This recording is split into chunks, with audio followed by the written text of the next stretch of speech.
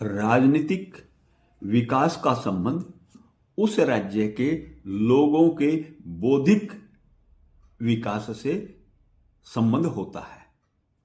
संसार में 3 प्रकार की शासन व्यवस्थाएं हैं। प्रथम शासन व्यवस्था परमात्मा के अधीन है। परमात्मा संपूर्ण सृष्टि पर प्राकृतिक नियमों के द्वारा शासन करता है। यह नियम नित्य, अखंड व सार्वभौमिक हैं। इन नियमों का आधार सत्य, सेवा व दंड होता है। हमें इन नियमों को आधार मानकर ही आचरण करना चाहिए। हमें इन नियमों में पूर्ण रूप से आस्था रखनी चाहिए। परमात्मा व्यक्ति को व्यष्टि का सर्जन करने की शिक्षा दे रहा है। इस संबंध से वह मनुष्य का गुरु है। वह स्वयं सृष्टि का सर्जन कर रहा है। इस रिश्ते से वह व्यक्ति का जीवित आदर्श व प्रेरणा का स्रोत भी है। राजनीति का आधार भी सत्य, सेवा व दंड होना चाहिए।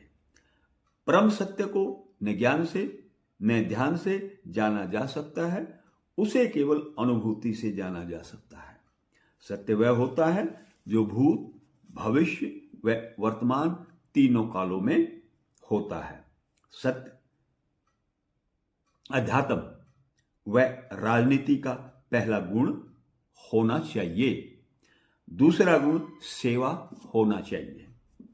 राजनीति शब्द का प्रयोग समाज सेवा के लिए किया जाता है।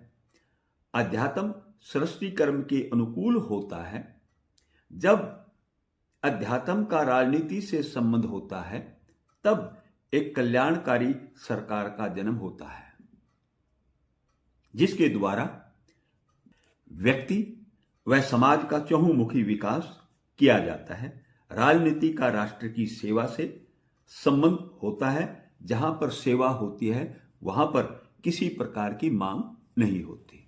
यहां पर विचार करने की बात यह है कि व्यक्ति के पास जितना भौतिक ज्ञान है, वह सारा का सारा प्राकृतिक नियमों को जानकर ही है।